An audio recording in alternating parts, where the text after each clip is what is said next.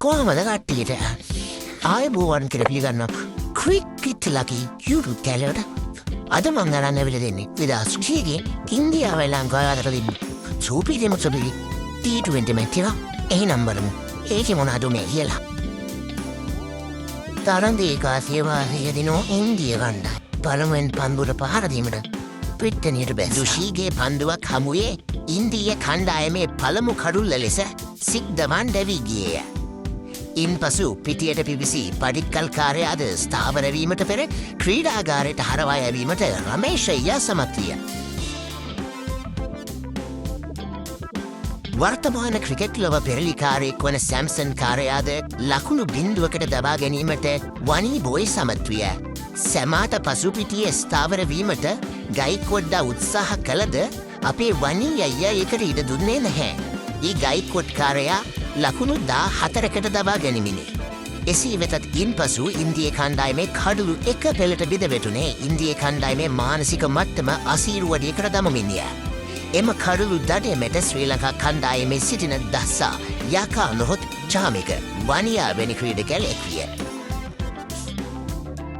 ශ්‍රී ලංකා කණ්ඩායමෙන් පළමුවෙන් පන්දුවට පහරදීමට පිටිනයට එන්ට උනේ මිනෝද් භානුකයි ආවිෂ්ක ප්‍රනාන්දුයි. ආරම්භක සබඳතාව එතරම් වේලාවක් තබා ගැනීමට රාහුල් චහර් ඉඩ දුන්නේ නැහැ. ඒ අවියා ලකුණු 12කට දැවී යාම හේතුවෙනි. එසේම මිනෝද් භානුකද ලකුණු 18කට දැවී යන්නේ ඉන්දීය කණ්ඩායමේ බලාපොරොත්තු දල්වමිදිය. ඔව් දරෙන් පහරක්. ශ්‍රී ලංකා කණ්ඩායමේ තෙවන කඩුල්ල ලෙස සදීර සමර වික්‍රම ලකුණු 6කට දැවී යනවා.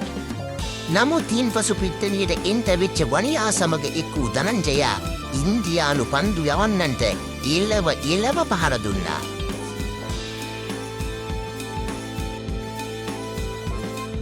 ඔව් ශ්‍රී ලංකාවට තවත් එක් ලකුණක් පමණයි අවශ්‍ය තරගයේ ජයග්‍රහණයට. ප්‍රබල ඉල්ලීමක් පිසුරු දෙවී යන පිතිකරුවෙක් ලෙස සටහන් කරනවා. නමුත් දනා රිවිව් අවස්ථාව ලබා ගත්තා. පිට වදින්නේ නෑ. දනා පන්දුවට පාරදීමට සූදානම්. වයි පන්දුවා ශ්‍රී ලංකාවේ ගන්නවා. දනා සිනාමෝසුමුදින් ජය සමරුවා.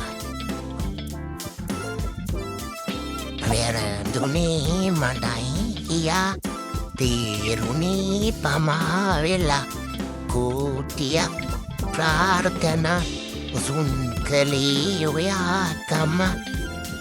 එහෙනම් අදට ගිහින් එන්නම්.